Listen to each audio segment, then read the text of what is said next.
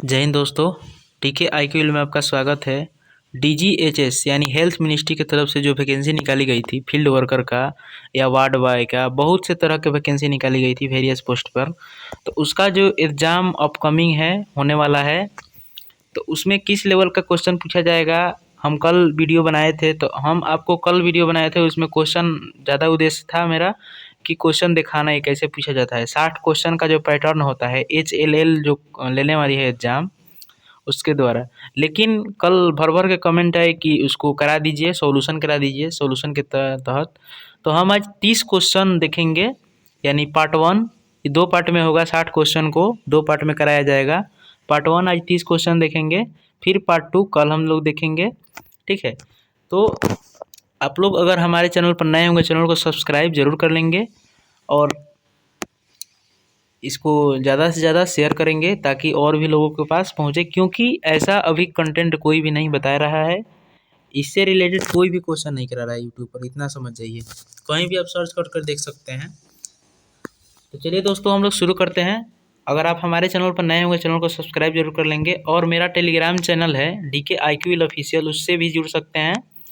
बहुत ही हेल्पफुल रहेगा। जो कोई भी जैसे पढ़ाई से रिलेटेड जो भी कंटेंट होते हैं हम डालते हैं उस पर। अभी तो नहीं डाला है नो डाउट, लेकिन बहुत सी चीज़ है हम डाल देंगे। ठीक है,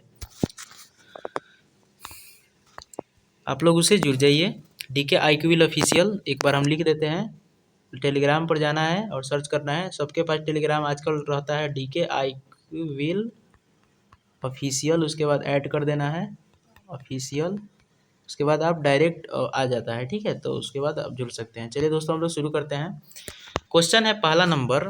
60 क्वेश्चन में आज हम लोग 30 क्वेश्चन देखने वाले हैं। 30 क्वेश्चन को फिर हम कॉल करा देंगे, क्योंकि इसमें टाइम लगेगा। थोड़ा सा डिटेल में चलेंगे तो टाइम जरूर लगेगा। ठीक है, तो देखिए क्वेश्चन है पहला नंबर कि 2 दिनों में कितने घंटे होते हैं। तो देखिए, ये बहुत लोग कल बोल रहे थे कि बहुत इजी है, 55 सही हो रहा है, 60 सही हो रहा है। तो भाई हम कल कल बोले थे आपसे कि थोड़ा सा आपको अप लेवल में चलना है। ठीक है, आपको थोड़ा सा मतलब अप लेवल में चलना है। क्वेश्चन का जो भी पैटर्न होता है ये आपको समझना है पहले, लेकिन उससे थोड़ा सा अप लेवल में आपको तैयारी करना है, क्योंकि फॉर्म फिलअप काफ़ी अच्छा मात्रा में हुआ है, तो कंपटीशन रहने वाला है भाई।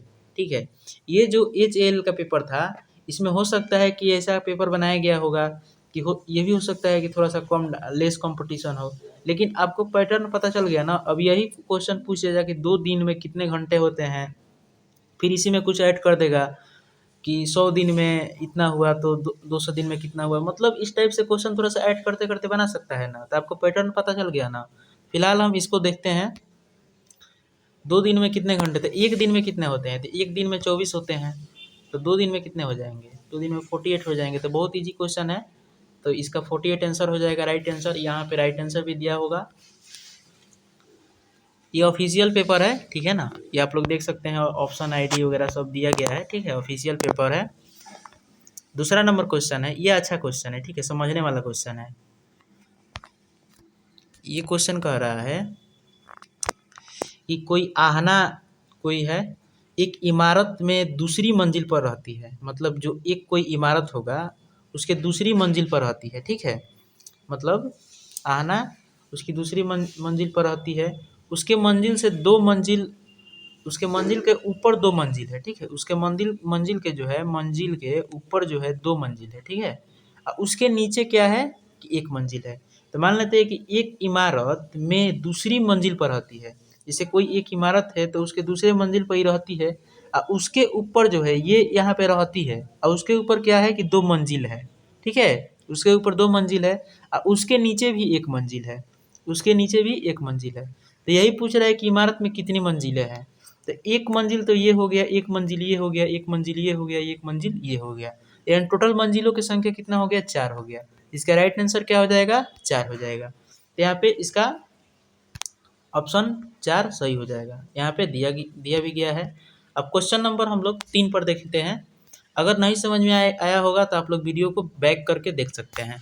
अब ये वाला क्वेश्चन है, ये भी क्वेश्चन ठीक ठाक है। जो बोल रहे थे ना कि मतलब इजी है, तो थोड़ा सा इससे हाई लेवल का आप लोग सोच कर देखिए कि कैसा क्वेश्चन बन सकता है। ठीक है, तीसरा नंबर क्वेश्चन है, हिंदी वाले पे हम लोग चलेंगे। अगर इंग्लिश भी समझ रहा है तो आप लोग पॉज करके देख सकते हैं, कोई दिक्कत वाला बात नहीं है। कह रहा है कि एक प्ले स्कूल में 100 बच्चे हैं। जैसे मान लेते हैं कोई प्ले स्कूल है, उसमें 100 बच्चे हैं। उनका जो समूह है 3 है, 3 गो समूह है, ठीक है। समूह 1, समूह 2, समूह 3, ठीक है। तो समूह 1 में समूह 2 की तुलना में क्या है, आधे बचे हैं। तो मान लेते हैं कि समूह 2 में 2 है, तो समूह 1 में 1 हो जाएगा। मान लेते हैं समूह 1 में आधा है, तो समूह 2 में अगर 2 होगा तो समूह 1 में 1 हो जाएगा। समूह 3 में कह रहा है कि समूह 3 में बच्चों की संख्या समूह 2 के समान ही है। तो यानी समूह 2 के समान है तो समूह 3 में भी 2 ही होगा, ठीक है। समूह ये आप लोग समझ गए ना। जिसे मान लेते हैं यहाँ पे हम बता देते हैं 1 2 3 ये समूह हो गया। तो यहाँ पे मान लेते हैं कि इसको 1 माने तो इसको 2 मान लिए, इसको भी 2 मानिए, क्योंकि क्या कह रहा है कि समूह 3 में बच्चों की संख्या समूह 2 के समान ही है। तो ये तो समान हो गया। ये कह रहा है कि समूह 1 में 2 के तुलना में आधा है, तो ये आधा भी हो गया। तो ये रेशियो का क्वेश्चन हो गया। रेशियो आप लोग पढ़े होंगे मैथ्स में, तो रेशियो का क्वेश्चन हो गया। अब 100 बच्चे हैं तो ये कितना हो गया, इसको बांटना है आपको। अब क्वेश्चन पढ़ रहा है कि समूह 1 में कितने बच्चे हैं। तो समूह 1 में बच्चों की संख्या निकालना है आपको। तो सबसे पहले 2 और 1 3 है, 2 5, यानी 5 का मान कितना दिया है, तो 100 दिया है, ठीक है। हम आपको समझाने के लिए ऐसे बता रहे हैं, नहीं तो ये मन में भी बनने वाला क्वेश्चन है। तो अब आपको 5 का मान 100 दिया है, तो 1 का मान निकालना है। तो 5 का यानी आप क्या कीजिए, 100 में 5 से भाग दीजिएगा तो नहीं आ जाएगा, 20 इसका आंसर हो जाएगा, ठीक है। तो समूह 1 में कितने बच्चे हो जाएंगे, तो 20 इसका राइट आंसर हो जाएगा। तो यहाँ पे ऑप्शन देखिए, ऑप्शन 2 नंबर दिया गया है, करेक्ट आंसर 20, ठीक है। यहाँ पे ऑप्शन नंबर, ठीक है। अब देखिए, अब चौथा नंबर क्वेश्चन है। चौथा नंबर क्वेश्चन कह रहा है कि रामपुर की जनसंख्या जो है, देखिए ये भी इजी क्वेश्चन है। इजी और हार्ड दोनों सब टाइप का क्वेश्चन है, ठीक है। तो अच्छा है, ऐसा ही क्वेश्चन पूछना भी चाहिए। सब हार्ड भी नहीं रहना चाहिए और ज़्यादा इजी भी नहीं रहना चाहिए। अब देखिए ये थोड़ा सा इजी है। रामपुर की जनसंख्या जो है 13,654 है, ठीक है। 13,654। अब कह रहा है कि 85 किलोमीटर दूर पड़ोसी गांव की आबादी जो है कितना है, तो 9765 है। तो ये 85 किलोमीटर से कोई मतलब नहीं है। अब कह रहा है कि रामपुर में और कितने अधिक लोग हैं, ठीक है। रामपुर में और कितने अधिक लोग हैं, तो रामपुर के तो जनसंख्या कितना है, 13,654 है। पड़ोसी गांव जो है वहाँ पे 9765 यानी 9,765 है। तो आप अगर इसमें से घटा दीजिएगा तो नहीं आ जाएगा, तो इसमें से डायरेक्ट घटा दीजिए। 9765 में से आप क्या कीजिए, सब्सट्रैक्शन कर दीजिए। तो 14 में से 5 गया जाएगा तो 9 बच जाएगा। और फिर यहाँ पे क्या हो जाएगा, यहाँ पे ये भी 14 हो जाएगा, तो 14 में से जाएगा तो 8 हो जाएगा। तो देखिए एक आप काम कर सकते हैं, ऑप्शन में मिलाते रहना है, क्योंकि टाइम आपको 1 ही घंटा है, ठीक है ना। तो ऑप्शन भी मिलाते रहना है। तो इस टाइप से मतलब थोड़ा सा ऑप्शन अगर यहाँ पे, हालांकि अच्छा है, स्मार्ट क्वेश्चन दे दिया गया है। ये ना समझिए कि इजी क्वेश्चन है। तो देखिए घबराई में तो क्या करते हैं, यहाँ पे 89 देखे, ये वाला ऑप्शन है कि इसमें भी दिया है, इसको मार कर निकल गए। लेकिन इसको पूरा सॉल्व करना बहुत ज़रूरी है, ठीक है। आप लोग को बोरिंग ना फील होना चाहिए, हम बताने के लिए ऐसे बता रहे हैं। 14 में से 5 जाएगा 9, यहाँ पे 14 में से फिर 6 जाएगा तो 8 बच जाएगा। फिर यहाँ पे ये भी 5 हो जाएगा, तो 15 में से 7 जाएगा तो 8 ही बचेगा। फिर ये कितना हो जाएगा, 12 हो जाएगा। अब 12 में से जब आप 9 घटाइएगा तो 3 हो जाएगा, यानी इसका राइट आंसर क्या हो जाएगा, 3889, 3889, ठीक है। तो ये बन गया। अब 5वां नंबर क्वेश्चन देखते हैं। 5वां नंबर क्वेश्चन है कि निम्नलिखित आंकड़ों का माध्य ज्ञात करें। तो माध्य ज्ञात करना है, यानी एवरेज ज्ञात करना है आपको। इसको क्या करना है, सबको ऐड कर देना है। सबको ऐड करके जितना संख्या उसे भाग दे देंगे तो आ जाएगा। तो आप यहाँ से मौखिक रूप से भी जोड़ सकते हैं, जैसे 11 + 5 + 10 + 13 + 3 + 4 + 5 + 5। तो 11 5 16 10 26 13 26 13 39 3 42 4 46 और 10 कितना हुआ, 56 हो गया ना, 56। इसको ये संख्या कितना है, संख्या देखिए कितना है, तो 3 और 3 6 व 2 8। यहाँ पे 8 से क्या कर देंगे, डिवाइड कर देंगे। तो 8 7 कितना हो जाएगा, 7 हो जाएगा। इसका राइट आंसर क्या हो जाएगा, 7। ऑप्शन में देख लेते हैं, ऑप्शन नंबर 7 करेक्ट आंसर है। चलिए 6ठा नंबर क्वेश्चन देखते हैं। 6ठा नंबर क्वेश्चन कह रहा है कि पहली 5 अभाज्य संख्याओं का माध्य क्या होगा। तो पहली 5 अभाज्य संख्या, तो सबसे छोटी अभाज्य संख्या क्या है, कल बताए थे, आप लोग कमेंट करके बताइए। और सबसे बड़ी अभाज्य संख्या 2 अंकों की, ये भी कल बताए थे। और सबसे बड़ी बड़ी अभाज्य संख्या 3 अंकों की, ये भी हम कल कमेंट करके बताए थे। तो आप लोग बताए थे, तो आप लोग कमेंट करके बताइए। ऐसे हम बता देते हैं। सबसे मान लेते हैं कि 5 अभाज्य संख्या पूछ रहा है, यहाँ पे 2 हो गया, फिर 3 हो गया, फिर 5 हो गया, 4 अभाज्य संख्या नहीं है, ठीक है। यहाँ पे क्या हो जाएगा, फिर 7 हो जाएगा, फिर 8 9 10 ये नहीं होगा, फिर 11 हो जाएगा। अब उसका माध्य पूछ रहा है, तो 5 हो गया, 1 2 3 4 5 हो गया। अब इसको क्या करना है कि माध्य करना है, यानी एवरेज निकलना है। तो इसको ऐड कर दीजिए, ठीक है। इसको ऐड कीजिएगा, उसके बाद कितना है, तो 5 से डिवाइड कर दीजिएगा। तो 3 2 5 5 10 7 17 या 11 कितना हो जाएगा, 28 हो जाएगा। अब 28 में आपको 5 से क्या करना है, डिवाइड करना है। तो जैसे ही डिवाइड कीजिएगा कितना आ जाएगा, 5.6 हो जाएगा, ठीक है। 5.6 हो जाएगा।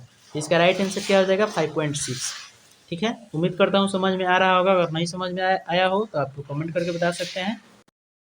7वां नंबर क्वेश्चन है कि निम्नलिखित में से कौन सा केंद्र शासित प्रदेश है। तो देखिए, केंद्र शासित प्रदेश अभी हाल ही में, देखिए टोटल राज्य, देखिए थोड़ा सा एक्स्ट्रा फैक्ट में, राज्यों की संख्या हमारे देश में कितना है, तो 28 राज्य हैं। 28 कितना है, राज्य हैं, ठीक है।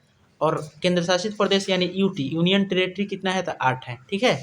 तो यहाँ पे केंद्र शासित प्रदेश के बारे में पूछा गया है, तो अभी एक इस ऑप्शन में दिल्ली ही लौक रहा है जो केंद्र शासित प्रदेश है। ऐसे चंडीगढ़ हो गया, जम्मू कश्मीर हो गया, ये सब क्या है, पुडुचेरी हो गया, अंडमान निकोबार हो गया, लक्षद्वीप हो गया, ये सब क्या है, दादर नगर हवेली हो गया, ये सब क्या है, केंद्र शासित प्रदेश है, ठीक है। तो केंद्र शासित प्रदेश का प्रशासन किसके पास होता है, तो एलजी के पास, यानी उपराज्यपाल के पास होता है, ठीक है। बाकी सब राज्य है, यहाँ पे महाराष्ट्र भी राज्य है, तमिलनाडु भी राज्य है, पंजाब भी राज्य है। इसका राइट आंसर दिल्ली हो जाएगा। 8वां नंबर क्वेश्चन हम लोग देखते हैं। 8वां नंबर क्वेश्चन है कि कौन सा भारत का फसल उत्सव है। तो भारत का फसल उत्सव देखिए, ओणम भी हो जाएगा। ओणम कहाँ में मनाया जाता है, तो ओणम केरल में मनाया जाता है। पोंगल तमिलनाडु में मनाया जाता है, तमिलनाडु में मनाया जाता है। मकर संक्रांति पूरे उत्तर भारत में मनाया जाता है, यानी खिचड़ी के समय अभी आने वाला है, ठीक है। जो बिहार के और यूपी के होंगे उनको पता ही होगा अच्छा तरह से। ऐसे इसका राइट आंसर क्या हो जाएगा, ऑल ऑफ एबव हो जाएगा, ठीक है। तो 8वां नंबर क्वेश्चन हो गया। अब हम लोग देखते हैं 9वां नंबर क्वेश्चन। 9वां नंबर क्वेश्चन कह रहा है कि 2024 में G20 की मेजबानी कौन सा देश करेगा। तो G20 का अभी हाल ही में आप लोग बहुत ही चर्चित रहा। 2023 का मेजबानी कौन किया, अपना देश भारत किया, ठीक है, भारत किया। और 2022 में कौन किया था, G20 का 2022 में कौन किया था, तो इंडोनेशिया ने किया था। 2021 में कौन किया था, 2021 में आपका इधर सऊदी अरबिया ने किया था। और 2024 में कौन करेगा, तो 2024 में आपका ब्राज़ील करने वाला है, ठीक है। तो इसका राइट आंसर क्या हो जाएगा, ब्राज़ील इसका राइट आंसर हो जाएगा। ये समझ गए आप लोग। अब 10वां नंबर क्वेश्चन देखते हैं कि हमारे अंग का कौन सा अंग कभी बढ़ना बंद नहीं करते हैं। मतलब हमारे अंग का कौन सा अंग कभी बढ़ना बंद नहीं करते हैं। तो देखिए, हमारा जो नाक और कान, अंग का जो नाक और कान होता है ना, कभी भी बढ़ना बंद नहीं करते हैं, ठीक है, ये बढ़ते रहते हैं।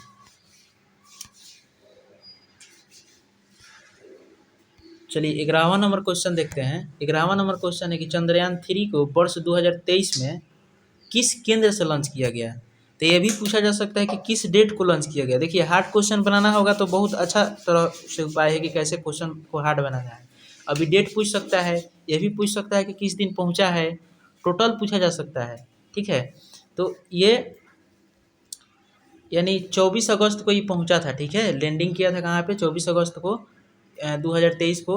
लेकिन इसको लॉन्च किया गया था 14 जुलाई 2023 को। कहाँ से, सतीश धवन अंतरिक्ष केंद्र जो आंध्र प्रदेश में है, वहाँ से श्रीहरिकोटा से लॉन्च किया गया था। तो इसका राइट आंसर क्या हो जाएगा, ऑप्शन नंबर 2, सतीश धवन श्रीहरिकोटा में। सतीश धवन अंतरिक्ष केंद्र कहाँ पे है, तो आंध्र प्रदेश में है। किस द्वीप पर है, तो पुलिकट जो लेक है उसके पास में है, ये भी पूछा जा सकता है। पुलिकट लेक कहाँ पे है, तो आंध्र प्रदेश में है। अब बात करते हैं, इसमें कुछ पॉइंट है। मान लेते हैं कि भारतीय वैज्ञानिक कार्यक्रम के जनक ये साइंटिफिक से रिलेटेड हैं, इनको आप लोग पता ही होगा। हालांकि ये राष्ट्रपति भी रह चुके हैं। इसरो का अगर बात करें तो इसरो का स्थापना कब हुआ था, तो 15 अगस्त 1969 को, 15 अगस्त 1969 को, ठीक है। अब इन इसरो के अध्यक्ष कौन है, 10वें नंबर के हैं, एस सोमनाथ हैं, तो ये सब जानकारी हल्का हल्का रखना चाहिए। विक्रम साराभाई स्पेस सेंटर कहाँ पे है? केरला में है। स्पेस एप्लीकेशन सेंटर कहाँ पे है? अहमदाबाद में है। ये सब मतलब जानकारी रहना चाहिए, ठीक है। अब चलिए 12वां नंबर क्वेश्चन देखते हैं। 12वां नंबर क्वेश्चन है कि छऊ नृत्य मुख्यतः निम्नलिखित क्षेत्रों में किन त्योहारों के दौरान मनाया जाता है? मतलब कहाँ पे मनाया जाता है छऊ नृत्य? देखिए छऊ नृत्य थोड़ा सा डिटेल में बात करते हैं। झारखंड में मनाया जाता है, पश्चिम बंगाल में मनाया जाता है, उड़ीसा में मनाया जाता है, लेकिन अलग अलग नाम से मनाया जाता है। अगर सरायकेला छऊ का बात करें, सरायकेला छऊ का बात करें तो ये झारखंड में मनाया जाता है। मयूरभंज छऊ का बात करें, मयूरभंज छऊ का, तो ये उड़ीसा में मनाया जाता है। अगर पुरुलिया छऊ का बात करें, पुरुलिया छऊ का बात करें तो ये कहाँ पे मनाया जाता है? पश्चिम बंगाल में मनाया जाता है। बोलना थोड़ा सा कठिन लग रहा होगा, लेकिन ऐसे ही क्वेश्चन पूछा जाएगा। थोड़ा सा अगर हार्ड कर दिया ना तो इसी का मतलब इसी लेवल से हार्ड कर देगा, ठीक है। तो यहाँ पे सरायकेला छऊ एक बार और जान लीजिए। सरायकेला छऊ पूछेगा तो झारखंड में, पुरुलिया छऊ पूछेगा तो पश्चिम बंगाल में, और मयूरभंज छऊ पूछेगा तो उड़ीसा में, ठीक है। अब चलिए तो इसका राइट आंसर क्या हो जाएगा? ऑल ऑफ एबव हो जाएगा, यानी पूरे तीनों सही है।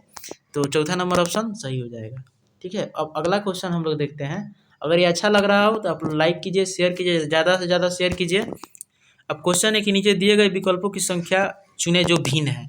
तो भिन्न चुनना है यानी अलग चुनना है। तो यहाँ पे ऑप्शन का बात करें तो इस ऑप्शन में 67 दिया है, ऑप्शन नंबर 1 में, दो में 1 दिया है, 3 में 125 दिया है, और 4 में क्या दिया है? 27 दिया है। तो देखिए ये ऑप्शन नंबर 2, 3, 4 जो है ना, ये क्यू है। जैसे ये 1 का क्यू है, ये 5 का क्यू है, ये 3 का क्यू है। लेकिन जो ऑप्शन नंबर 1 है, ये 67 है, किसी का क्यूब नहीं है, ये एक अभाज्य संख्या है, तो यही भिन्न है। तो इसका राइट आंसर भी यही हो जाएगा, 67 नंबर इसका राइट आंसर हो जाएगा। 14वां नंबर क्वेश्चन देखते हैं। 14वां नंबर क्वेश्चन है कि श्रृंखला को ध्यानपूर्वक देखें, फिर निम्नलिखित प्रश्नों का उत्तर दें। तो कह रहा है कि कितनी विषम संख्याओं के बाद निकटतम स्वर आता है? निकटतम स्वर आता है, तो मतलब इसमें देखना है कि कौन सा विषम संख्या के बाद निकटतम स्वर आता है। तो इसमें देखें पहले कि विषम संख्या कौन सा है। तो विषम संख्या देखने के लिए आपको इसमें ध्यान से देखना पड़ेगा। जैसे यहाँ पे एक विषम संख्या दिख रहा है, तो इसके बाद कोई स्वर नहीं दिख रहा है, यानी वोवेल नहीं दिख रहा है। 9, 3 के बाद कोई वोवेल नहीं दिख रहा है, दूसरा कोई देखना ही नहीं है। यहाँ पे 7 है विषम संख्या, तो इसके बाद भी कोई वोवेल नहीं दिख रहा है, ये कॉन्सोनेंट ही है। यहाँ पे 9 है, तो उसके बाद कोई वोवेल नहीं दिख रहा है। यहाँ पे ए है, यहाँ पे क्या है? 5 है, तो ये क्या है? विषम संख्या है, या ये क्या है? वोवेल है, यानी स्वर है। तो बस यही एक ही यहाँ पे आंसर दिख रहा है, मतलब एक ही जगह दिख रहा है, तो इसका राइट आंसर भी 1 हो जाएगा, ठीक है। तो इसका राइट आंसर क्या हो जाएगा? 1 हो जाएगा। अब 15वां नंबर क्वेश्चन देखते हैं।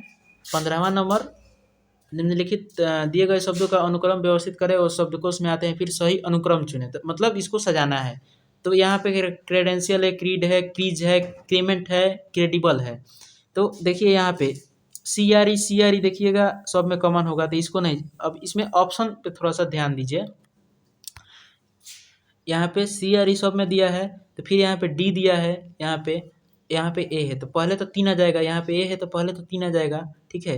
अब 3 को हम लोग छोड़ देंगे, इसको अब हटा देंगे, ठीक है। अब अगला देखेंगे, फिर इसमें हम लोग देखेंगे, फिर यहाँ पे डी है, फिर यहाँ पे डी है, लेकिन यहाँ पे ई दिया है, तो 3 के बाद क्या हो जाएगा? यहाँ पे ई है, आई है, तो पहले ई आएगा, तो 3 के बाद 1 आएगा। 3 के बाद देखिए किस ऑप्शन में दिया गया है।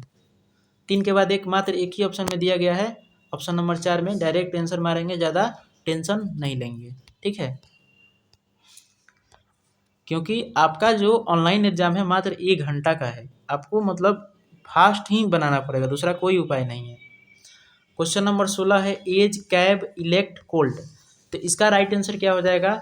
एस हो जाएगा। अगर इसका आप सॉल्यूशन आप लोग कमेंट करके बताइए क्या होगा। इसका राइट आंसर क्या हो जाएगा? एस हो जाएगा। 17वां नंबर क्वेश्चन देखते हैं।